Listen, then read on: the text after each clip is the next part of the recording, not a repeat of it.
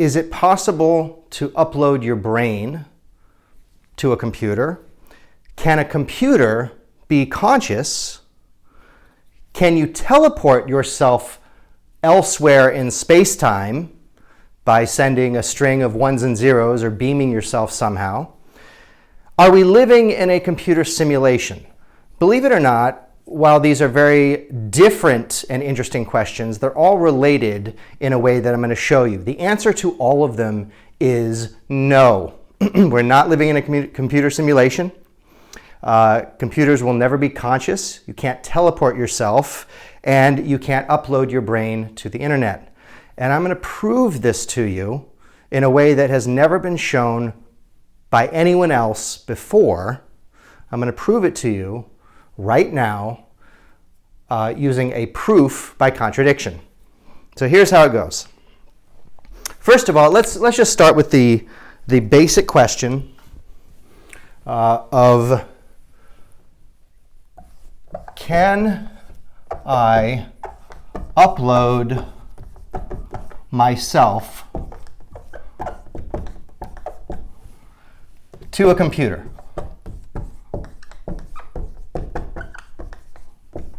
And so this has implications for an afterlife or immortality, right? If you could upload your awareness to a computer, then potentially you could live until the end of the universe. What does this mean? I'm referring to my identity. You know what it feels like to be you. I know what it feels like to be me. So when I ask the question, can I upload myself to a computer?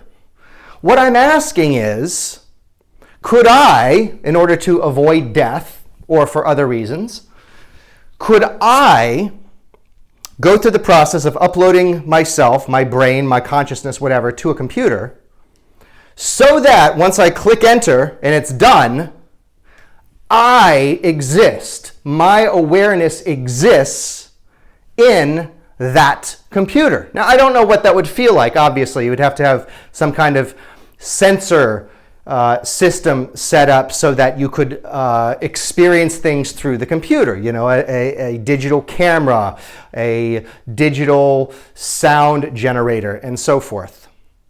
Okay, so this is a proof by contradiction. What that means is this. I'm going to make a couple of assumptions. I'm going to see what the implications of those assumptions are. In other words, what follows logically from those assumptions. And if it turns out that the result is nonsense, if it's impossible, if it's a contradiction, then I'll know that at least one of those initial assumptions is wrong. So here are the assumptions I'm going to make. First of all, we'll call it assumption 1. And that is that consciousness is entirely produced by the brain. Now, what I actually mean in an academic sense, it doesn't even matter whether it is produced by the brain, but rather just some local volume. So if there was a sphere surrounding my brain, the point is that there is some volume that exists that is not influenced beyond that volume. That's what makes it a local volume. It is what is inside that volume that determines my conscious state at that moment. So that's what this first assumption is about. But I'm going to focus on the word brain here because for the lay audience, that's what makes more sense. But just keep in mind that the argument I'm going to present to you is applicable for any size local volume. That's the first assumption. The second assumption is that the brain is a computer. I'm going to say a computer and or software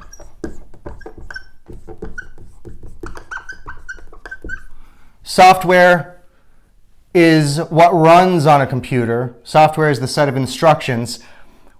But the idea is that we're going to assume that the brain is a computer or software. And as a result of that,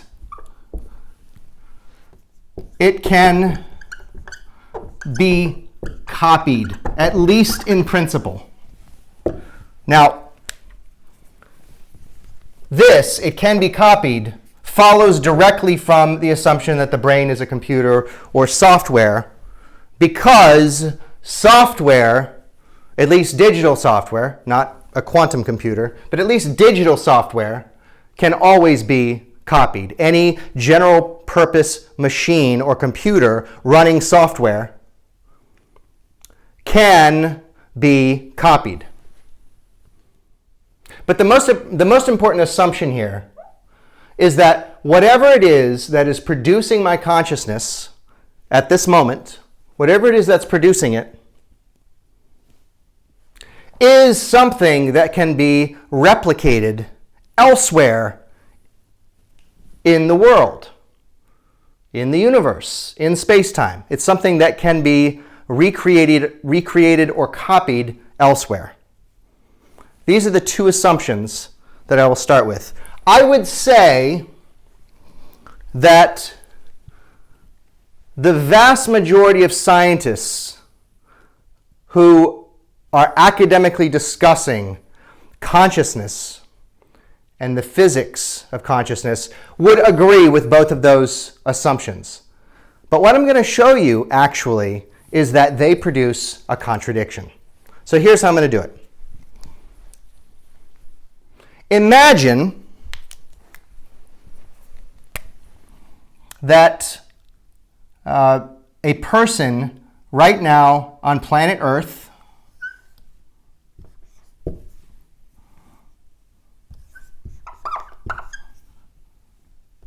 they have a brain state, a physical state.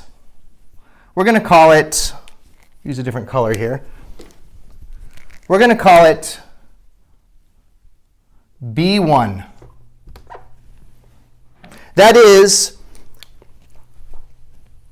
their brain is physically structured in such a way at that moment that results in that person's conscious state, C1. We'll just call it brain state 1 and conscious state 1.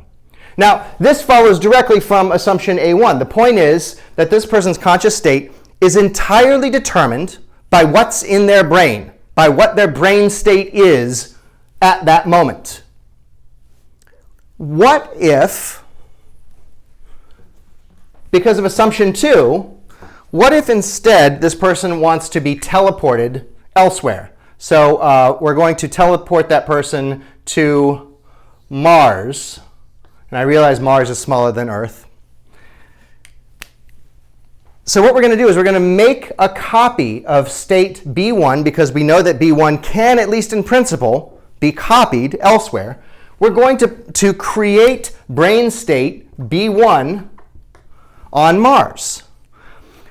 Now, for the moment, just to make the argument easier, we'll say that as soon as we copy that B1, once we've made that copy here, before we run it on a computer here, we'll destroy this. So the person will be killed, or at least this brain state will be destroyed. So that brain state no longer exists there.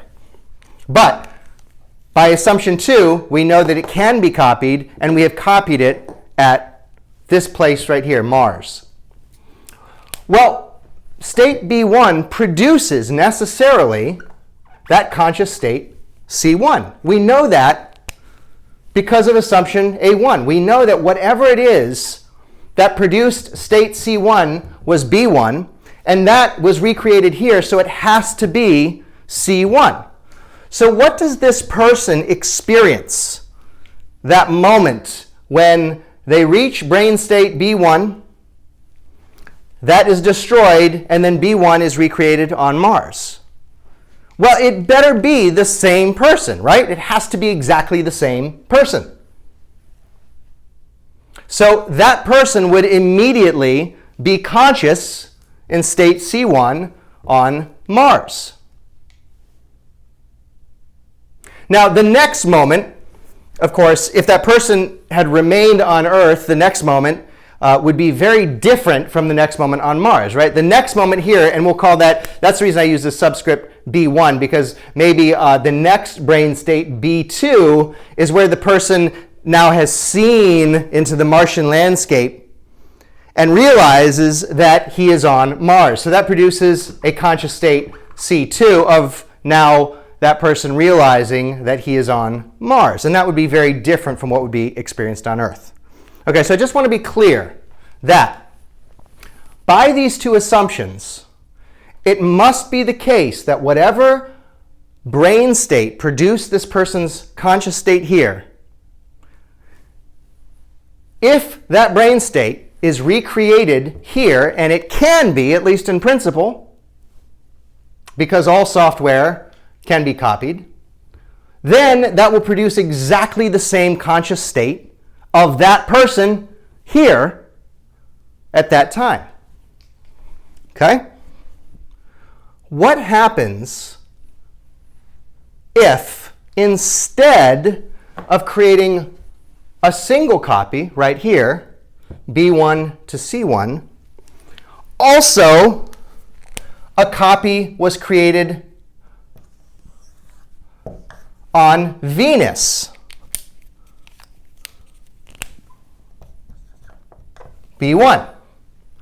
Well, we already know from assumption A1 that that brain state, whatever is within that local volume that determines conscious states, must produce conscious state C1. It's the same person experiencing the same state. Now, that isn't a problem because they're experiencing the same state, the same conscious state. But now you can imagine, what if the next moment, of course, this is a brain state of the person opening his eyes and realizing that he's on Mars. Whereas this one over here, the next moment here, is the brain state of the person realizing that he is on Venus. So we're going to call that B2 prime because it's different from this B2 over here. And that is, of course, going to produce a different conscious state, C2 prime, than what the person would have experienced here. Okay, so remember where we're at. The person is conscious. In fact, if I were, maybe I should be doing all this in first person to make it clearer. This is me. I am conscious right now, and there is, by assumption A1, there is a brain state that is producing that conscious state at this moment. By A2, that state in my brain can, at least in principle, be copied elsewhere. So, that brain state is copied. I'm killed on this Earth, but that brain state is recreated somewhere on Mars and somewhere on Venus.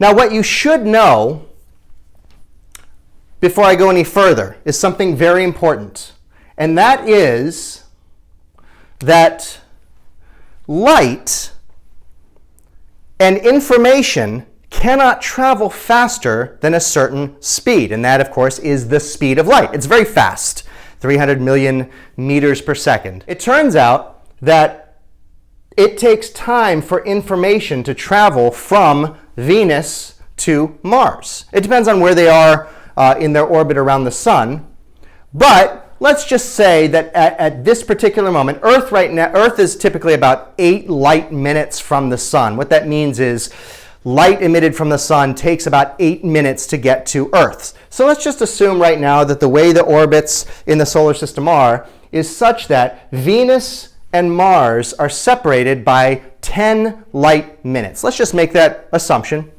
We already know by these two assumptions that I am copied, my brain state that produces my consciousness is copied and instantiated at both Venus and Mars. And that brain state produces the same conscious state of me in both places. It has to because of A1. That's what we assumed. If it was a different person that was produced, then A1 would be false. It would mean that there would be something beyond the brain that determines identity. So it produces C1 in both cases. Here's the problem. That next moment, the next moment when I open my eyes, do I see a Venetian landscape, or do I see a Martian landscape? That's the question. What do I experience in the next moment, in that B2 moment? What do I experience? What is my next conscious state after C1? Is it going to be C2 or is it going to be C2 prime? That's the question. And there's only three options. Either I experience neither, or I experience both, or I experience one of them, one or the other. Right? These are the only three logical possibilities in knowing what my next experience is after my brain state is destroyed on Earth and recreated on Venus and Mars. The question is, what is my next conscious experience after that? Either it's neither of these, or it's both of them, or it's one or the other. That's it. Let that sink in. Let's start with this one, neither. Once we created the situation where there are two copies now, maybe the universe doesn't like that. And it says, nope, neither one happens. I just die completely. Here's the problem with that. I already know that before we introduced Venus into the picture, I already know that my brain state here produced my conscious state here. That was copied and destroyed here, recreated here. I already know that I am going to wake up on Mars, and my next conscious experience will be C2 on Mars. I already know that, right? We established that before because of A1. So maybe when we add the second copy, that throws a wrench in things, and now it becomes neither. Well, here's the problem with that. This was already created. This conscious state already existed. It already moved to this one. The only way this wouldn't happen, because the universe doesn't like this, is if a signal could come from here to here and say, whoa, whoa, whoa, whoa, there's more than one copy of this. Shut it all down. It's going to be none of them. Either there's one copy or there's none of them. It requires a signal to travel from here to here. I don't know what kind of a signal that would be, but the point is, because information cannot travel faster than light, we have a limitation here. We already said these are separated by 10 light minutes. So it takes at least 10 minutes for the instantiation of this brain state over here, the information of that to be transmitted over here to stop it and make it neither. Well, it's already happened. It's too late. So it cannot be neither. We already, let me repeat. We already know that even if we don't have this here, that I will experience a progression from conscious state C1 to C2 on Mars, because brain state B1, which was a copy of this B1 on Earth, evolves to brain state B2 on Mars. We already know that, so it can't be neither. Maybe it's both. It's just both. I experience both a progression from C1 to C2 as well as C1 to C2 prime. I just experienced both. Now, of course, I don't know what it's like to have two conscious experiences at the same time, right? But maybe that's possible, right? If I take enough LSD, maybe that's possible. Here's the problem with that. In order for me to experience both of them, even if that sounds weird, for me to experience both of them requires information going faster than light. Once again, this version of me over here, if I'm going to experience C2 and C2 prime, it requires 10 minutes for this information to get over here. Well, my conscious state has already long progressed past this at that point. So again, light, the speed of light, the speed of information, makes it so that I cannot experience both C2 and C2 prime. Well, then you might say, oh, it's fine. I experience C2 now, and the progression over here, C3, C4, etc. And then later on, I also experience C2 prime, right, because of light. Here's the problem with that. This is me. This still is me. So this me, it must experience C2 prime first, and then after that a C3 prime and a C4 prime and all the conscious experiences after that. But if it takes 10 minutes for the information to go from here to here, then I must be experiencing C2 prime before C1, and experiencing, because I'm over here, must be experiencing C1 before C2 prime over here. That's a contradiction. I cannot experience both of these. I know that this is me and this is me. I experience both of them. What do I experience next? Well, I cannot experience both this and this because of the limitations of the speed of light. Now you can make this even more interesting by, instead of Venus and Mars that are separated by 10 light minutes, separate by 10 light years or 10 million light years, and the argument is exactly the same. So we know then, what do I experience? I experience something, so it's not neither, but I don't experience both of them, because to experience both of them would require that information of this conscious experience goes faster than light to my experience here, so that I experience them simultaneously. And also, it requires the information of this state being experienced at the same time as this, which requires superluminal information transfer. That is faster than light. And that's, again, impossible. So it's not both. So here's the last possibility. I experience one or the other.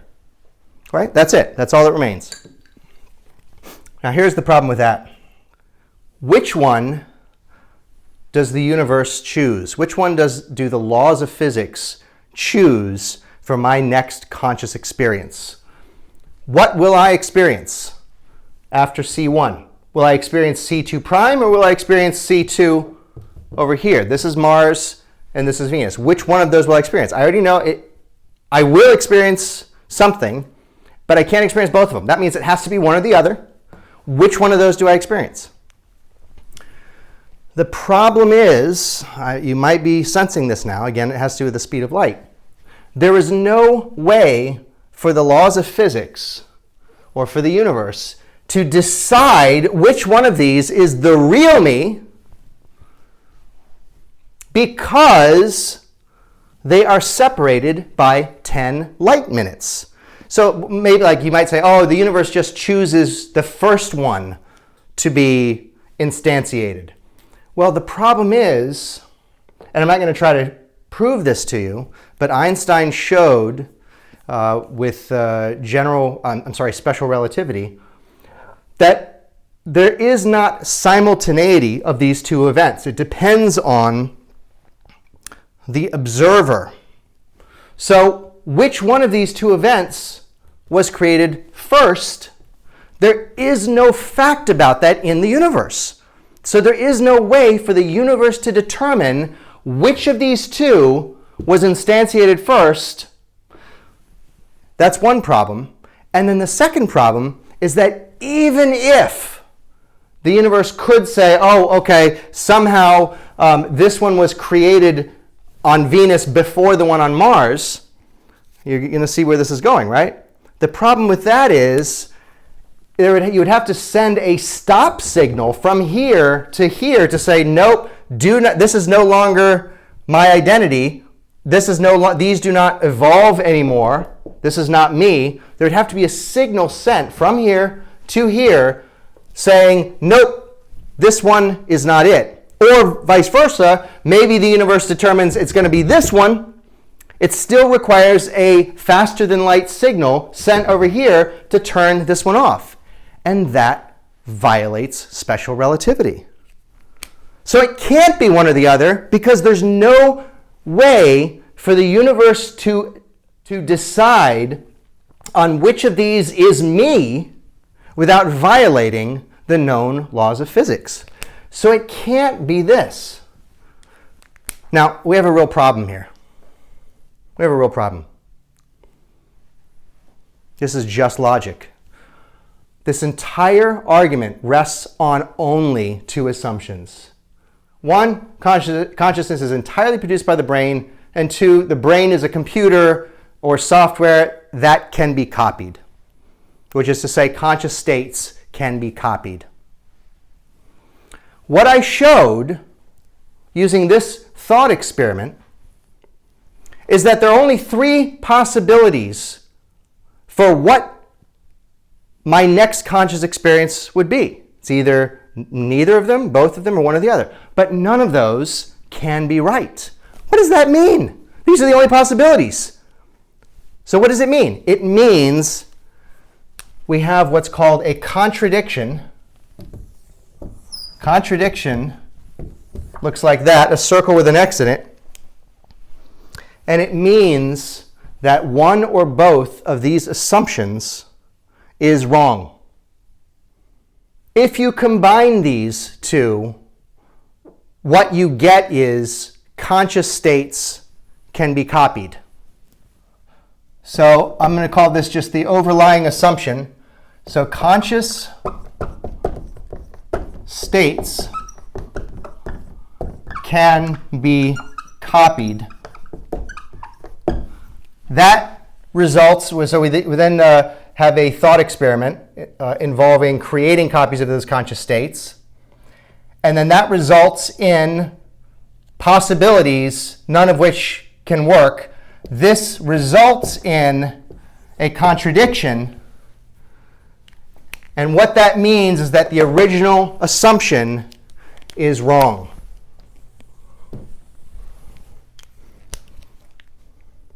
Here's something we know about computers and software.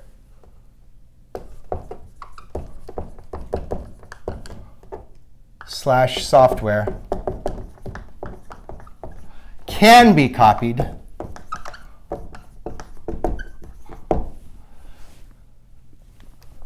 conscious states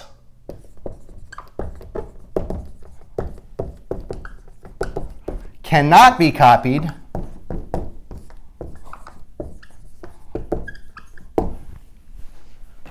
What this means then, the implication of this is conscious states cannot be produced by computers / software. Now this is significant. This is significant. First of all, what this means is that the whole idea of uploading your brain or your conscious awareness to a computer, it can't be done because conscious states cannot be copied elsewhere in space-time. Multiple instances of a conscious state cannot exist in multiple places in space-time. So what that means then is that it's not possible to upload your conscious state, your awareness, to a computer.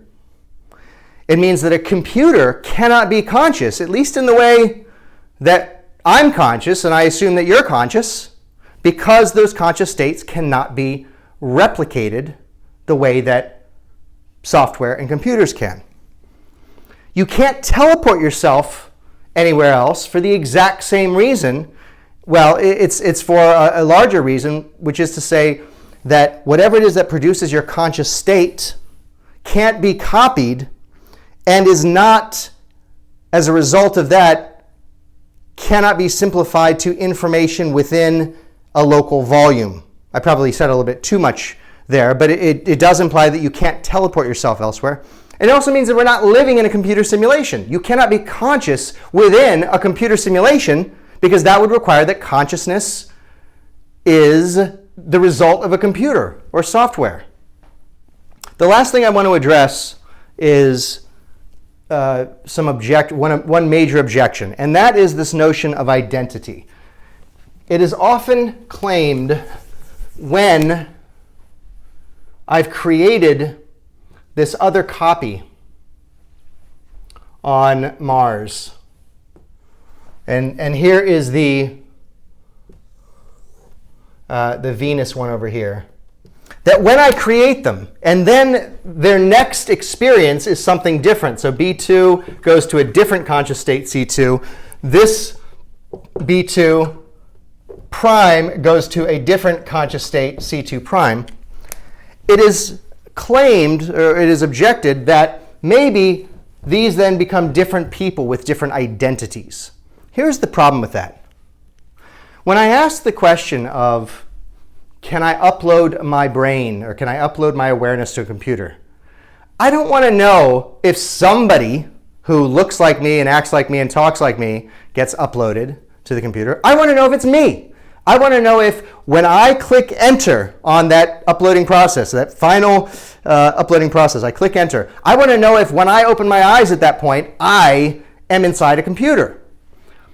Teleporting. I'm not interested in whether or not somebody who looks like me or sounds like me or thinks like me or has my past gets teleported elsewhere. I want to know if I experience that. And what I've shown with this proof, and it is a proof, is that no, I won't experience teleportation. I won't experience my consciousness being uploaded to a computer. I won't experience these things. So that objection of identity simply does not work.